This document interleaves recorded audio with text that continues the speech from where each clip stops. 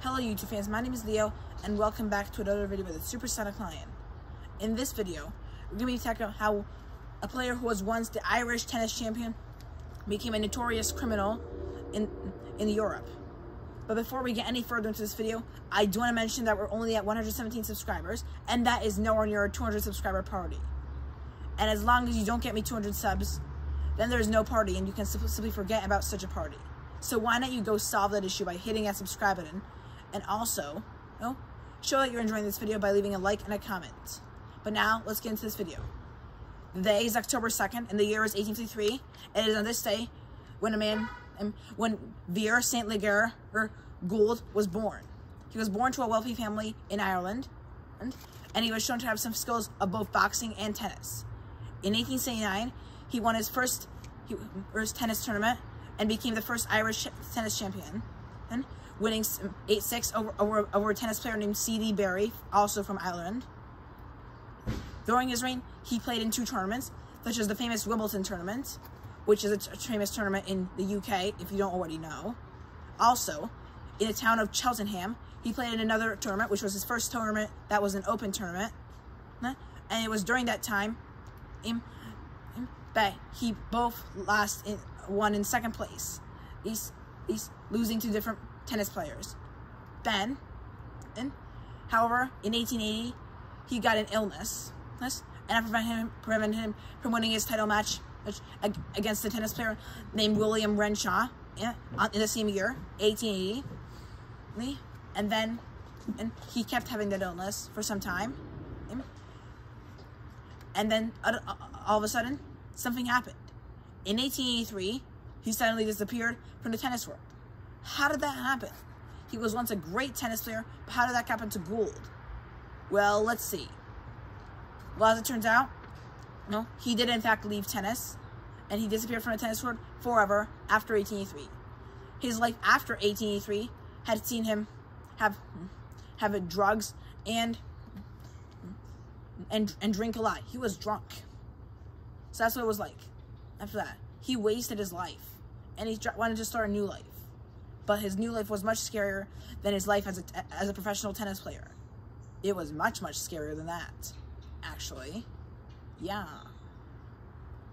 So, one day, in London, he met a woman named Marie Guraden in a London shop, to be exact, a dressmaking shop. And it was there where they started liking each other. Guraden may have not been the most beautiful woman in the world, but that did not stop her from charming anyone, and Gould was no exception to that rule. It was not so difficult for him to be charmed by Guraden, and in 1881 the two of them married. Then in 1887 the two of them moved to Montreal, Quebec, where Guraden started another dressmaking shop. And they stayed there for 6 years before in 1903 they moved back to England, this time in Liverpool. So now, it was time for a new life. In 1907, then, Guraden convinced Gould to start a new, to go to the casino. The casino that we're talking about here is called the Monte Carlo Casino. And she suggested that Gould should be gambling here. And here was where a crime started. He committed a crime. It was here where he met a wealthy Swedish woman named Emma Levin. And one day, on August 4th, 1907, they borrowed 40 euros from her, and she wanted to get paid back. That was all a scam. By midnight on that day, she didn't get her money back, and she called the police. But that was not the only crime they committed. As in the same year, Levin was murdered by Gould. From a professional tennis player, he would do such a thing? That's crazy. But it actually happened. Really. He actually did it. And he was sentenced to prison for that.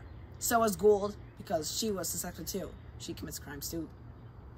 She was part of that scam, so she would have to be arrested. What seems unusual to me, however, is that Guraden may have just committed a scam. However, she actually got sentenced to death, and not just life like Gould was. Gould was sentenced to life in the notorious Devil's Island prison, where he stayed there until committing suicide on September 8th, 1909. In the meantime, Girardin stayed at a jail in Montpellier, France, until her death in 1914, although by a fever rather than a suicide commission. And that's the full story. That's all the information we have for this video. Thanks for watching, and I'll see you next time. Bye.